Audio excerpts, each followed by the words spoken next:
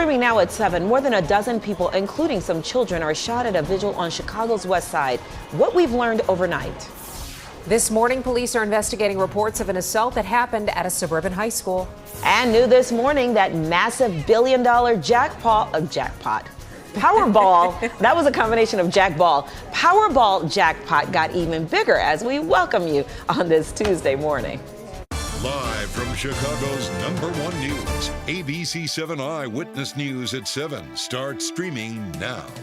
Maybe after $1 billion, that's what they call it. I was going to say, you try saying that after how many hours we've been up here saying that? Yeah, you got my drift. It is the biggest, well, not the biggest, because we're saying it's the fourth. When yesterday I thought we said it was the second. I'm going to do some investigative work into that. But anyway, good morning to you. I'm Val Warner. Where's Sam Chapman when you need her? I'm Tanya Babich. Let's look outside right now. Pretty clear here in the city. Not too bad in temperature-wise, 44 degrees, but fog heading south. Tracy. Especially south, but my goodness, beautiful sunrise is on the way that we can capture, and Amy did just that. Right over along Lakeshore Drive, along the lakefront this morning. Those colors so pretty. Well, this is not very pretty. Dense fog advisory in effect. Southern suburbs as well as northwest Indiana until 10 a.m. Starting to see some improvements in northwest Indiana, but we still have some patchy dense fog here on the Illinois side. Again, mainly south. We have some cold temperatures in the area this morning. We have 42 degrees right now in Woodstock. We have 43 in Gary, 39 in Kankakee, 38 degrees right now in Joliet, but a beautiful day ahead. How pretty is it on the roads, Roz? Well, if you like red, it's very pretty because we're seeing a lot of congestion out there on the maps. We've got 35 to 45 minute average travel times going on now between the tri-state and downtown. Speaking of the tri-state, we've got a new crash. This one is going to be on 294 northbound near Archer, so we are starting to see some pretty big backups developing at that location. And then in the suburbs, off the expressways, we've got a crash in Woodridge. It's on Route 53 near Hobson. Chopper 7 is over it right now. We do have police on the scene. It looks like they've got the vehicles on the shoulder, so no lane blockage, but always be very cautious and give emergency workers the right of way. Tanya and Val.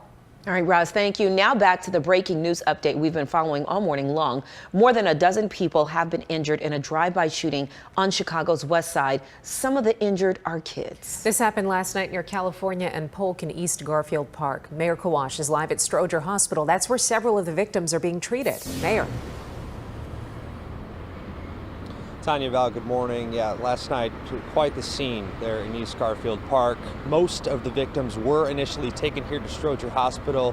Since then, we've learned that they're transported to several different area hospitals.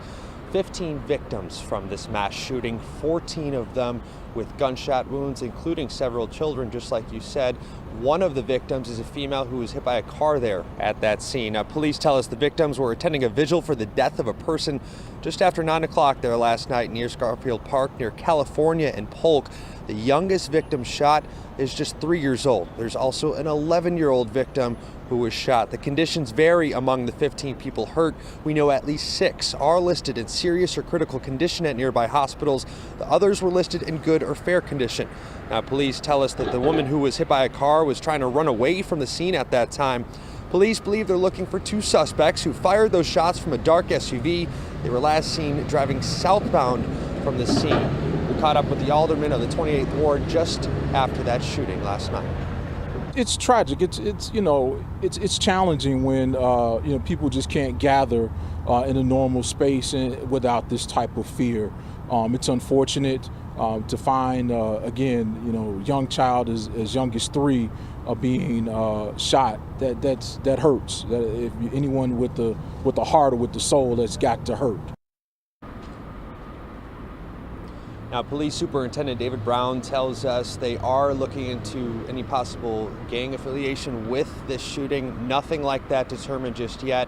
They say there will be an amplified police presence around that area in East Garfield Park to make sure there's no type of retaliation to get anyone else hurt. Because again, 15 victims in this mass shooting. We're expecting another update from Chicago Police later this morning. We're waiting to hear when exactly that will happen. Val? Tanya? All right, Mayor, thank you. This broke overnight. At least 6 people have been hurt in a hit-and-run crash in the Westtown area of Chicago. Police say they were trying to pull over a dark-colored Kia for speeding around midnight when the driver took off and hit a red sedan at Augusta and Wood. The driver ran away and is not in custody. We're expecting to learn more today about an alleged assault at a South Suburban high school. This happened at Homewood-Flossmoor High School, the campus, on Monday. Jessica D'Onofrio joins us live from Flossmoor with what we know. Jess. Yeah, police say more information will be released today, Tanya and Val, and in a note to families, school officials say they are cooperating with the police investigation. Now, in the note, District 233 says they are aware of an alleged assault at Homewood-Flossmoor High School involving 2 students on campus Monday morning.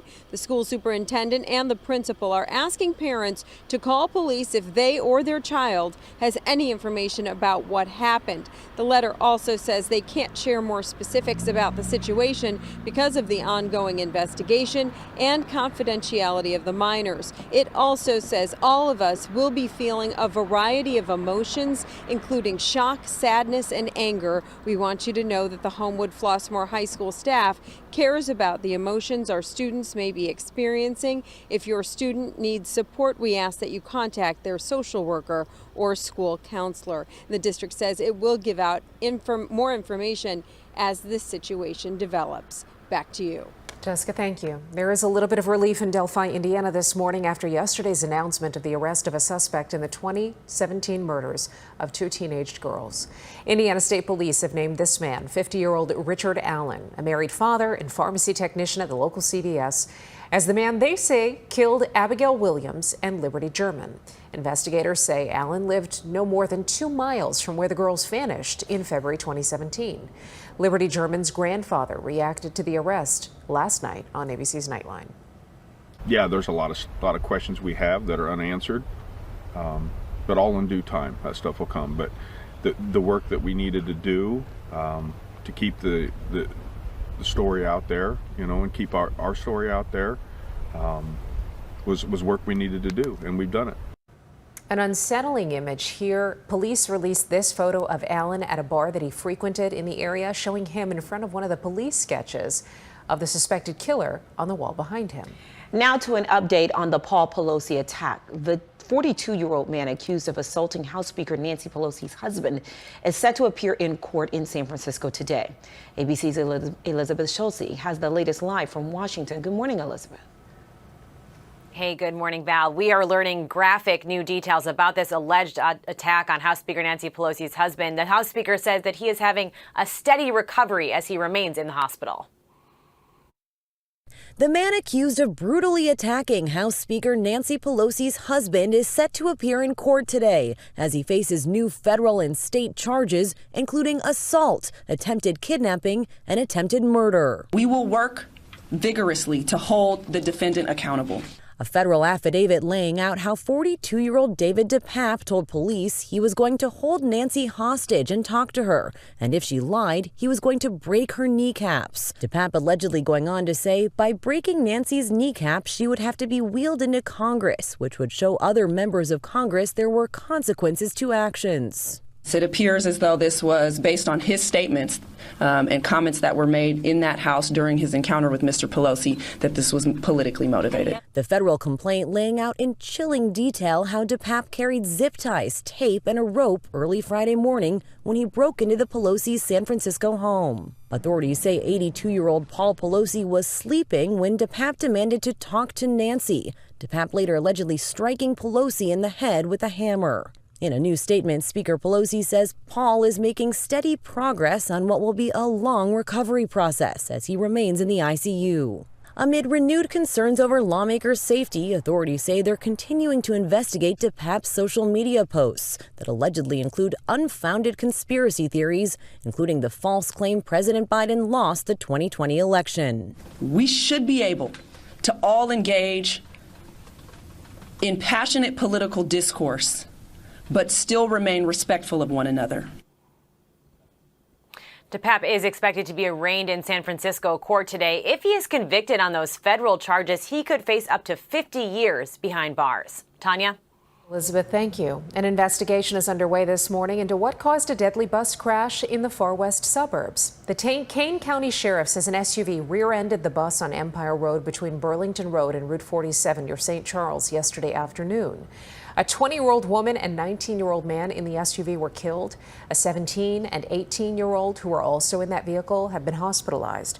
There were no injuries to the more than 30 Lily Lake Elementary students who were on the bus, but support is being offered to everyone involved. There will be trauma care going forward over the next few days for anyone that was impacted. No identities of anyone injured have been revealed. An investigation is underway this morning into what caused a deadly bus crash in the far west suburbs. The Kane County Sheriff says an SUV rear-ended the bus on Empire Road between Burlington Road and Route 47. The state of Illinois, in other news, will reopen a mortgage assistance program for pandemic-impacted homeowners.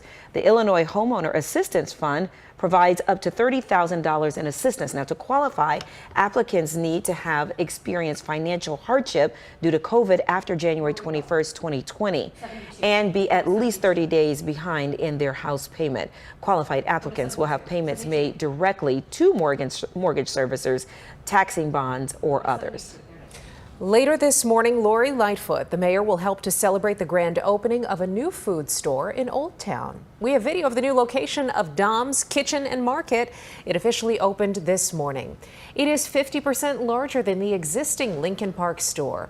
Dom's offers thousands of items sourced from Chicago area entrepreneurs. The store is on Wells, just north of Division.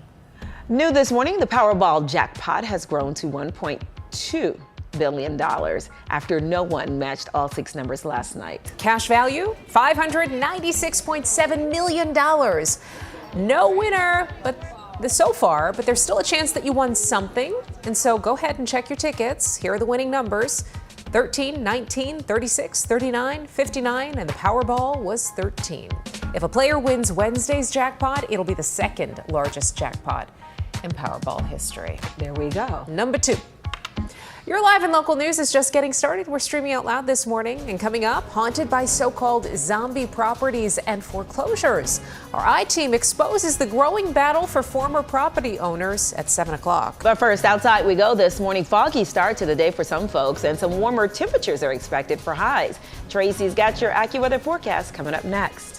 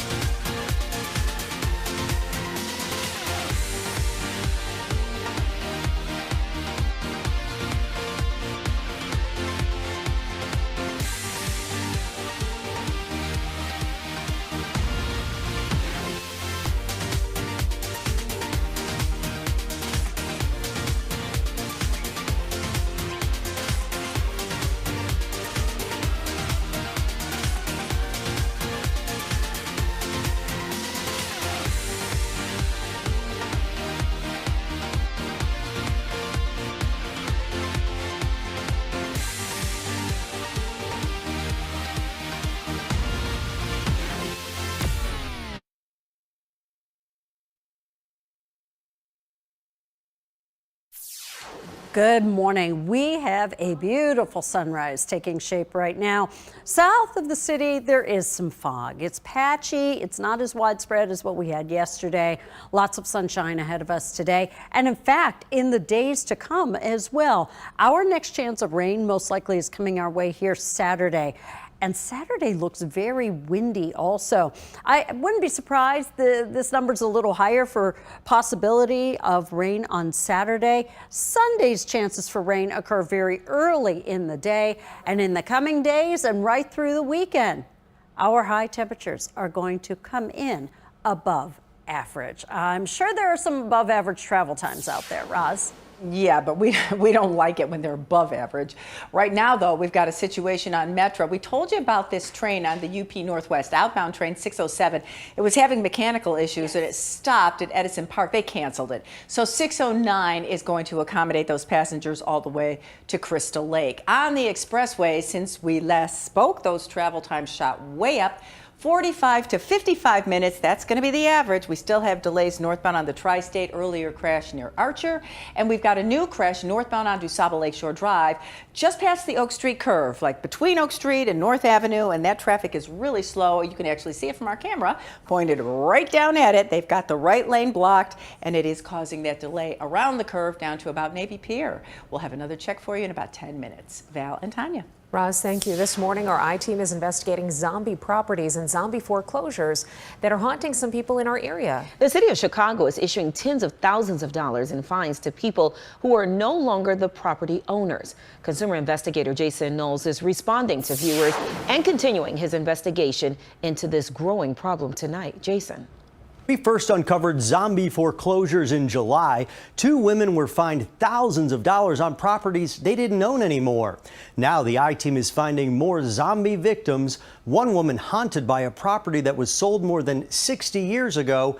Another getting her wages garnished. Probably when I'm long gone from here, those properties will still probably haunt my children, haunt my family. Carita Sargent built an empire of rental properties. Then the financial collapse in 2008 forced her to sell some. She lost others to foreclosure, including this one in Chicago's Burnside neighborhood. She thought the home, now knocked down, was in her past, but... And they'll fine you for it. And they're gonna fine me for it, and I'm gonna have to pay it. Sargent says the city even garnished her wages to pay fines. And I just don't know what to do at this point. Sargent and her attorney Mario Reed say the city says she owes several $1,000s in fines for this property, including roughly $19,000 for the demolition of the home, and fines for 2 other properties, which Reed says she no longer owns. Potentially close to over $50,000 worth of debt.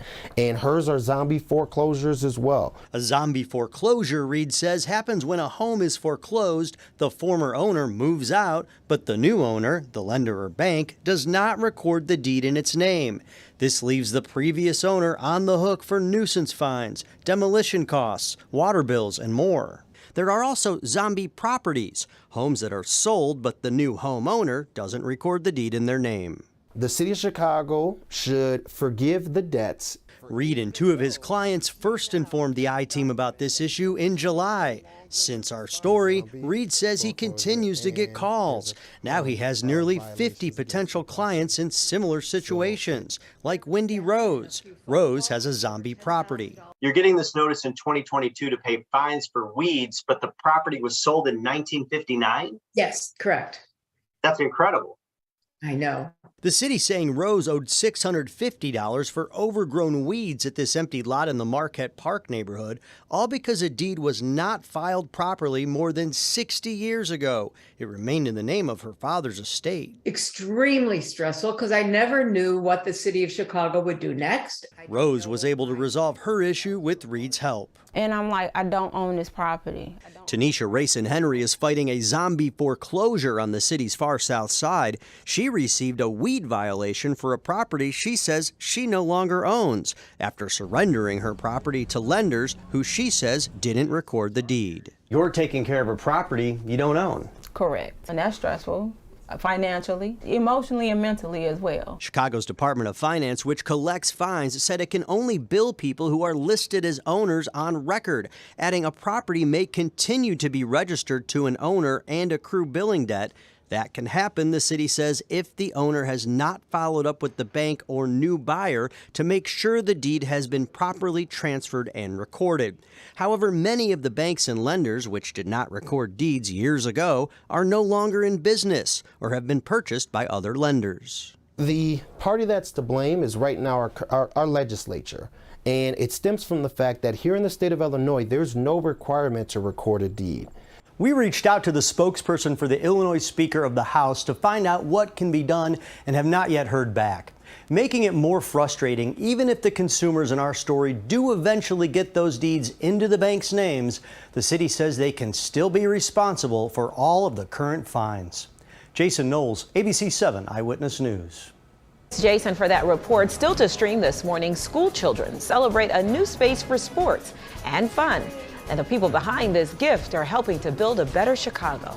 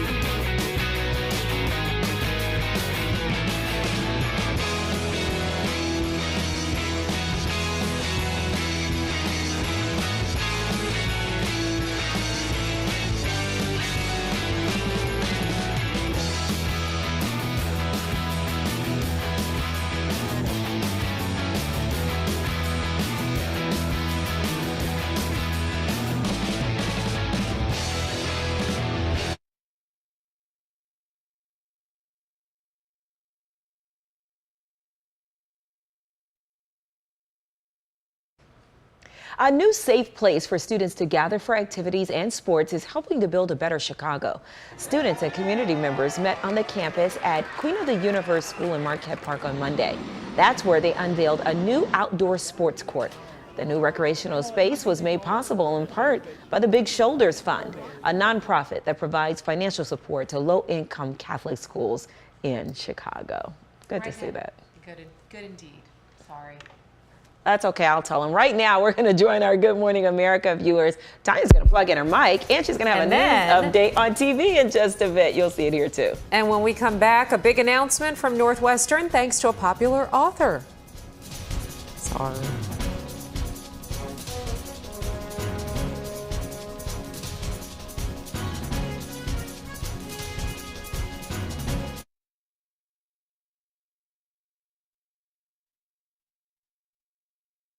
Now, an update from ABC7 Eyewitness News. Good morning. It is 7:23. I'm Tanya Babich. Chicago police are expected to give an update today on a mass shooting in the East Garfield Park neighborhood. Police tell us 14 people were shot during a vigil at Polk in California around 9:30 last night. Among the injured, a 3-year-old child. Police say they're looking for 2 people who fired shots into the crowd from a dark SUV and then fled the scene. A 15th person was injured when she was hit by a car as she attempted to run away. So far, there has been no word on a motive for that shooting. Let's get a check of the ABC7 AccuWeather forecast. Here's meteorologist Tracy Butler. Okay, Tanya, good morning, everyone. And this morning we are starting off with another dense fog advisory in effect, mainly south northwest Indiana. This fog situation this morning, it's more patchy than it was yesterday. Yesterday it was so widespread across much of the area. You see places like Ottawa, Pontiac, Kankakee, and around the Plainfield, Joliet area. That's where we're seeing some of this very dense fog. Right now, 50 at Northerly Island. It's 48 degrees at O'Hare and 48 at Midway. Today, we'll see lots of sunshine and those highs in the mid to upper 60s. Roz, after this. Now's the time for a healthy start. So let's move. Let's rest and recharge. And put our health first. Let's be well. To do that, let's eat well. Breathe deep. Find joy in the little moments. And do what we love with who we love. Together, let's live well. Advocate Aurora Health.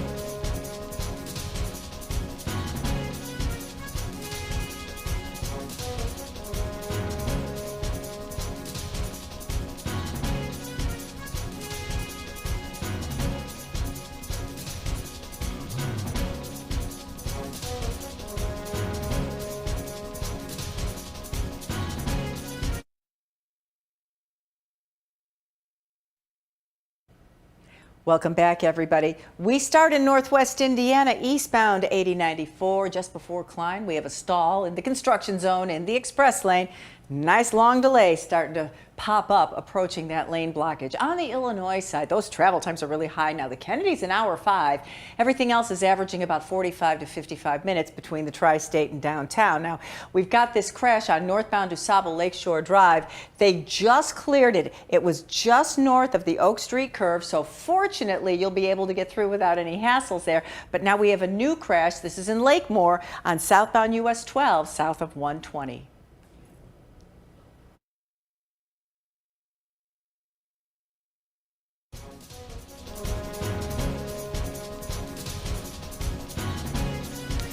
Time now, 7:27. A foggy start for some folks this morning. That shot looking pretty nice. We're moving up in the temp department too. 45 degrees. We're in store for a beautiful day. Tracy's going to talk about that coming up in a second. The author of the Game of Thrones is making a major investment in future storytellers. Northwestern alum George R.R. Martin is pledging $5 million to establish an endowed professorship and a summer writing workshop at Medill. The workshop is set to launch in 2024. Wow, that's incredible. That is a nice major opportunity. Yes, absolutely. Awesome. Well, the Maine South football player, this one is making Chicago proud. Noah Collins is being honored for his work hosting blood drives with the American Red Cross. When Hurricane Harvey hit, he saw a news story about the need for blood and got involved. Well, now he's being honored by the Making a Difference on and off the field campaign by Buddy's Helpers. He says anyone can work to help others. I started when I was in 8th grade. I was, I think, 14 years old. There's not really an excuse to say, let's do it tomorrow. Let's get it done today, and tomorrow will help too. Last year, Noah was honored as a Red Cross Blood Service hero. Congratulations to him and his brother. Coming up this morning, how you can see a Steppenwolf show that is sold out for free. It's about a shocking chapter in Chicago history. We'll have details on how you can see it this week. Plus, it was Halloween night on Dancing with the Stars. More from the ballroom ahead.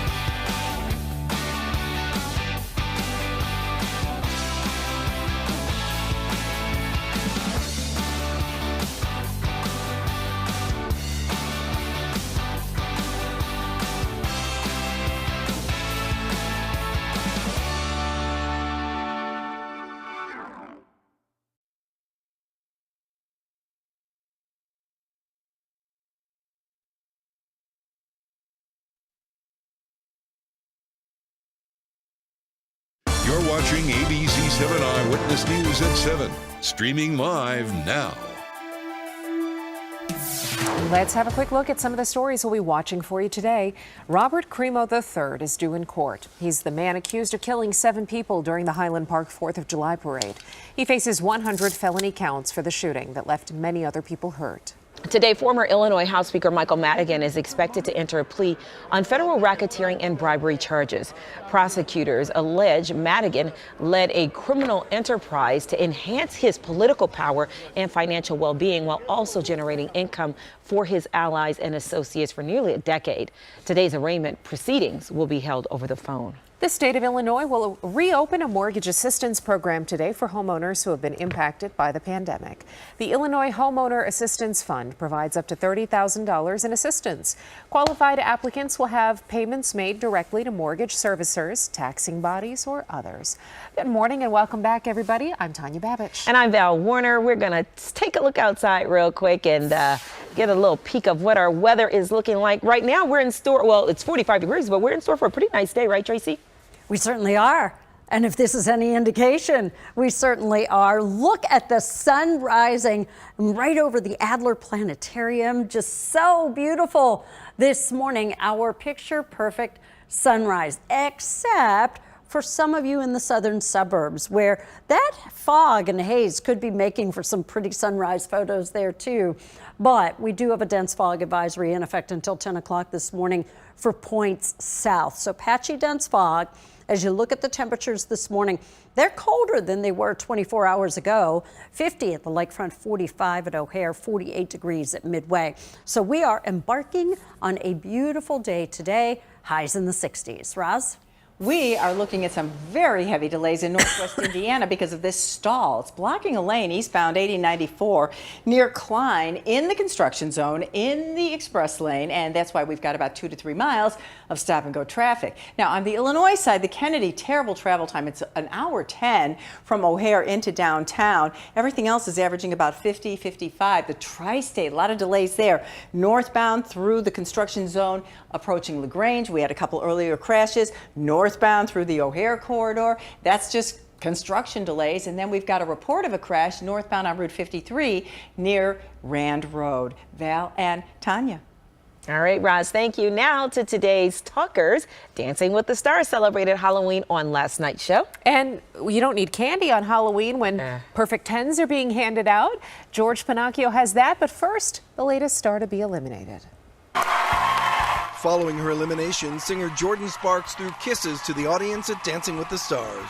It's been a treat. It's been challenging. It's been scary. It's been exhausting. It's been exhilarating. It's been all the things all at once, and I'm really, really happy that I did it. In a split decision, the judges saved the other team in the bottom two, reality star Heidi D'Amelio and partner Artem Chigvintsev. There were 14 10s handed out in the individual dances, but only one perfect score for drag star Shangela and her partner Gleb Sevchenko. People say Cloud 9, I'm on Cloud 26, okay? I should say 40 because that was our score today. It was absolutely brilliant to feel the energy and the support of so many people. Shangela and Gleb led the judges' leaderboard until the group dance scores put them in a tie for fourth.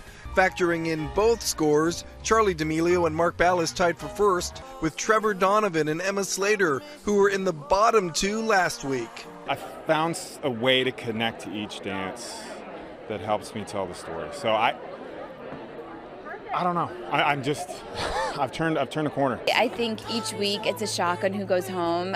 This season the competition is so stiff, and I think everybody recognizes that. Yeah. So you just never know. You're always holding your breath, and you just have to be sure to give your best, every Monday. Although the judges' scores once again had Jersey Shore's Vinny Guadagnino and his partner in last place, viewer votes kept them in the competition. Last place never felt so good. Seriously. Halloween night may have been scary for the contestants, but next week it'll be even scarier. Get ready for a double elimination. In Los Angeles, George Pinocchio for ABC News. Points for the Cardi, George. Yes, we do love it. And we love these ladies. We're going to bring them in, Tracy and Roz, to chit-chat about Dancing with the Stars. Okay, so now we're going to look at some of last night's big moments, starting, of course, with Jordan Sparks and Brandon Armstrong. They scored 36 out of 40, but still wasn't enough to hold on. They were eliminated by the judges. Where did you guys have them ranked? Jordan was pretty good. I mean, she survived quite a bit, right? Mm-hmm. You know what? I'm actually surprised that she was in the bottom two last night. I don't know why. Vinny seems to be a fan favorite, the gentleman from Jersey Shore. I don't understand how he's lasted as long. She's so good. When you compare him to her, I mean, yeah, she's so much better. Isn't that something? And the judges, I guess, could have saved her, but they chose not to. That's too bad. Okay, speaking of which, here is Vinny. Oh yeah, big difference. Well, let's give it a second. Maybe I'm judging too soon. Now, no. When you I don't look think you at are. Jordan Sparks and then you look at him right now, Yeah, I'm just not seeing it. the wow factor's not there, right? Thank you. Yeah, that's clear, that's obvious. All right, so we can disagree about this one. With the judges, that is. We agree, Okay. we agree with each other. Yeah. We agree with each other. We disagree with the judges. Correct. And now to a first for Shangela. Is that her name? Yep. Drag queen superstar. So Shangela and Gleb earned their first 10s and perfect score of the season. Oh, wow. Love the costumes here. 40 out of 40. Do you ladies agree that this was worth it? Not getting to see the whole dance, but just partially here. I think it's extraordinary. Yeah, there's a lot of interesting movements there. Yeah, there's a lot going on. I don't know, guys. Like, obviously, we were all asleep last night, so we didn't get to see the full performance of it. But, okay, Ooh, that's dark. Okay, as it's going on, yeah. Yeah, I'm into it. It might be worthy. Yeah, I still was thinking Jordan Sparks was a little better than all of them, but okay. Yeah. Let's go on now to Back to Vinny. Vinny? Yeah. Oh, well, that was Vinny. That's right. So they got 30 out of 40. Yeah, Vinny And should've Jordan got gone, 36 man. out of 40. Not cool. Right? Uh-huh. Yeah. So, It doesn't add up. we got to figure this out. Dancing with the Stars streams on Disney Plus with new shows on Monday. And we wait for this every year after Halloween. Mariah Carey has gone and cut the ribbon. She has officially defrosted, I guess is it defrosted the Christmas season, or are we frosting it up? Here's her Instagram post, either way.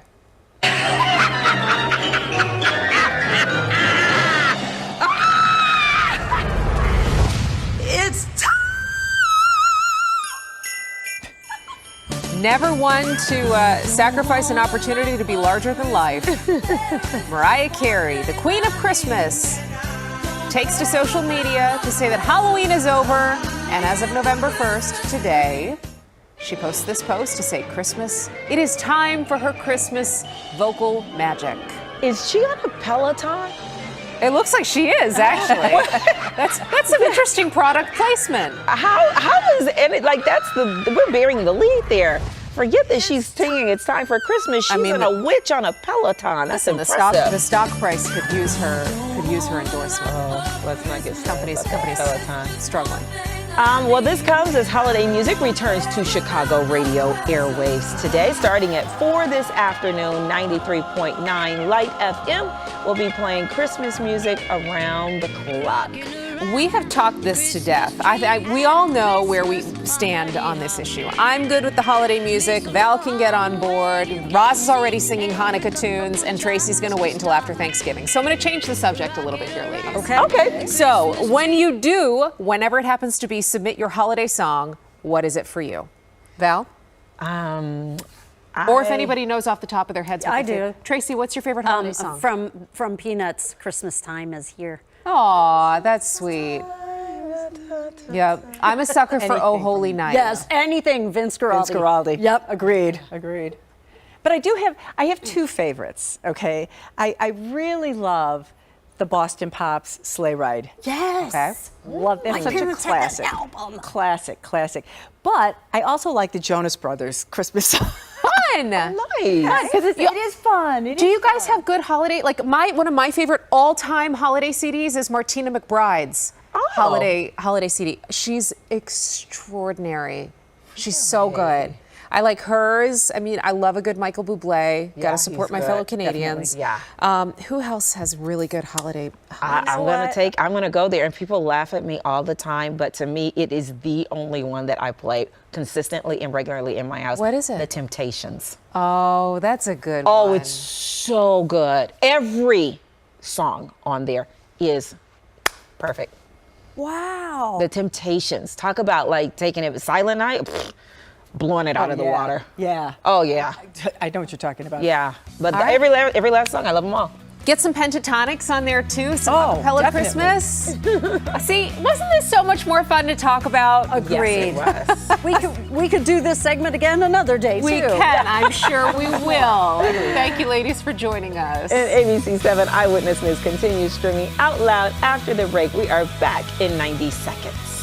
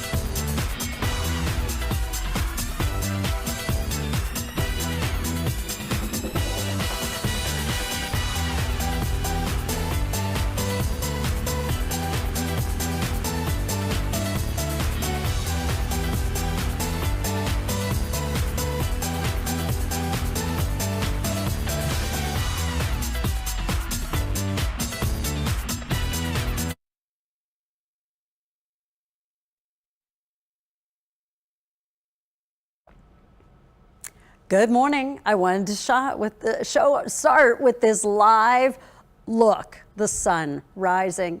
Adler Planetarium, Shed Aquarium, just absolutely beautiful sunrise for us. However, we still have this dense fog advisory in effect until 10 a.m. And I want to show you, because we just had a significant drop in visibility in some of these areas to the south, that Plainfield, Joliet area, Kankakee, Pontiac, Ottawa, LaSalle, Utica, really terrible visibility with that fog over that direction. And it's cold. We have temperatures in the 30s in many of those areas. 39 Joliet, LaSalle, 39 in Morris, 48 degrees at Midway, and 45 right now out at O'Hare. Today's high temperatures will be in the mid to upper 60s, and we'll see lots of sunshine here through much of the day. Tomorrow will be even warmer, and I'm expecting highs tomorrow up around 70. Roz?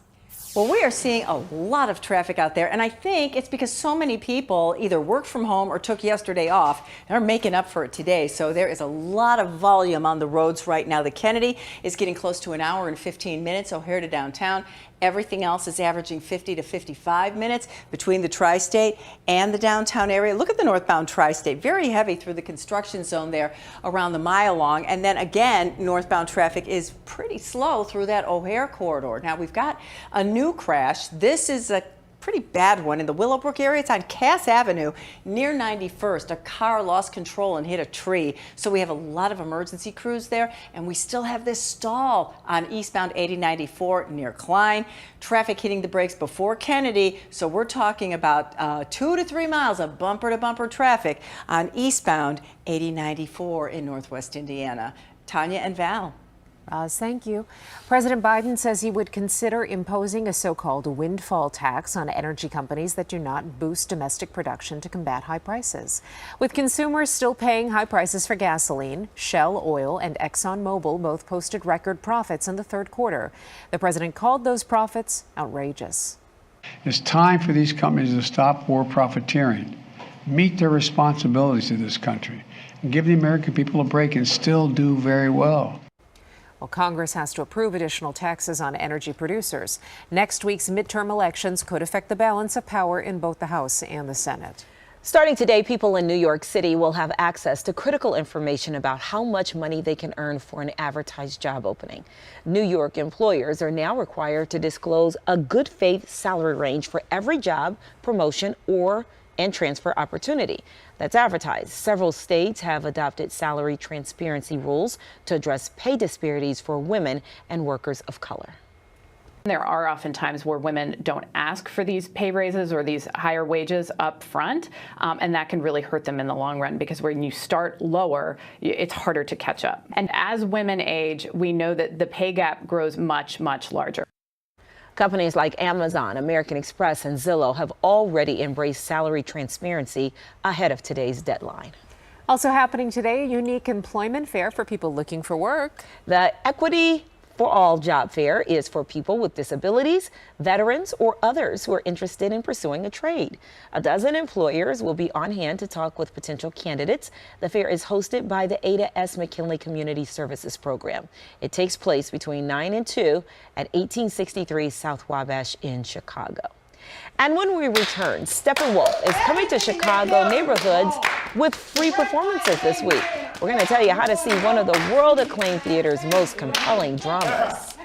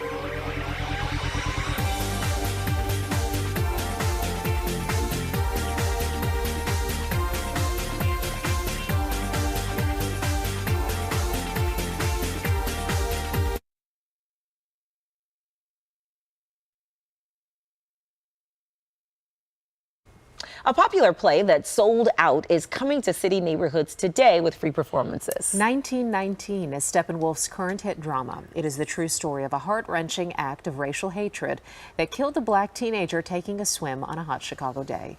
Jose Sanders tells us about this rare opportunity.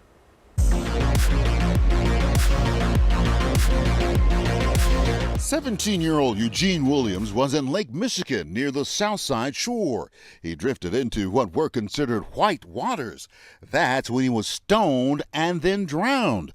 The white men seen hurling rocks never face justice. The play is based on Chicago poet Eve Ewing's writings. On Sunday, July 27, 1919, Eugene Williams was killed. Max Thomas is part of the cast who'll perform 1919 at 5 Chicago Park District centers next week. I'm a native Southsider. I still live on the South Side of Chicago. So for me, it's amazing. I'm expecting it to be, in a way, almost like a community gathering of us learning, of us educating each other, and us being able to have great conversation about how we can move forward from this so that this horrible violence doesn't happen again. The neighborhood tour is an extension of the Steppenwolf program for young people at the theater. We're still living in such a segregated city. You have many of the students that come here that talk about this is their first time on the north side, first time coming to Steppenwolf, first time seeing a play. So I'm honored that I am part of that, a part of their first experience. The company's education partnerships help take these stories to the people. Ray, why is this important to you as a native Chicagoan to present this piece to the public?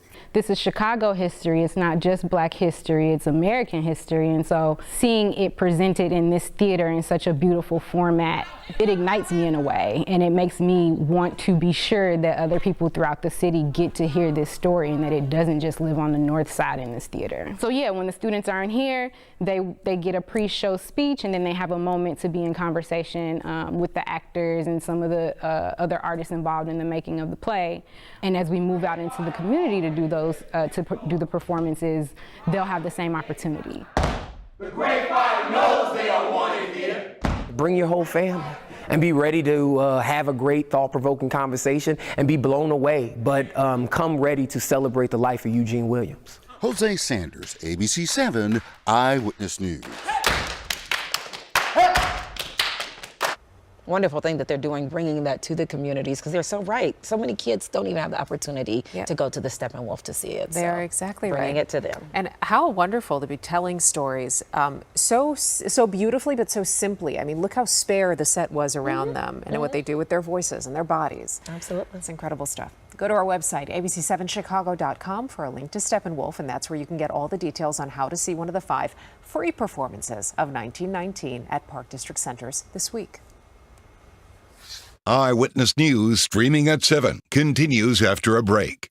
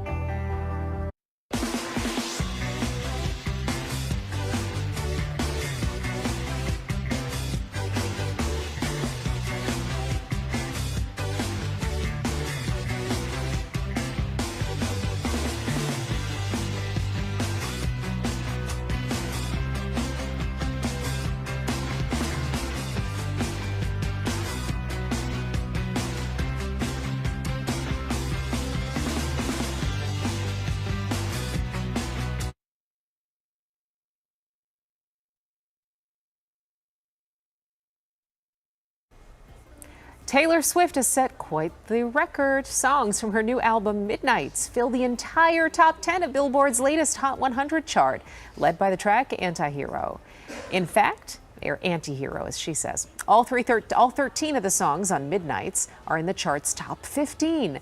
First time any artist has taken all top 10 spots in the chart's nearly 65-year history. It's incredible. Yeah, she always seems to break some kind of record, set some kind of record. She is, and we've watched her grow 16 years. I know. We haven't really watched her grow. She's still in her early 30s. Oh, goodness. She's got a lot of years ahead of her to be doing she this record-breaking stuff. Well, thank you so much for watching Eyewitness News at 7 a.m. I'll have updates. Tracy and Roz are going to have weather and traffic during Good Morning America coming up in just a moment. From everyone here at ABC7, have a great day. We'll see you again tomorrow morning at 7 a.m. Take care.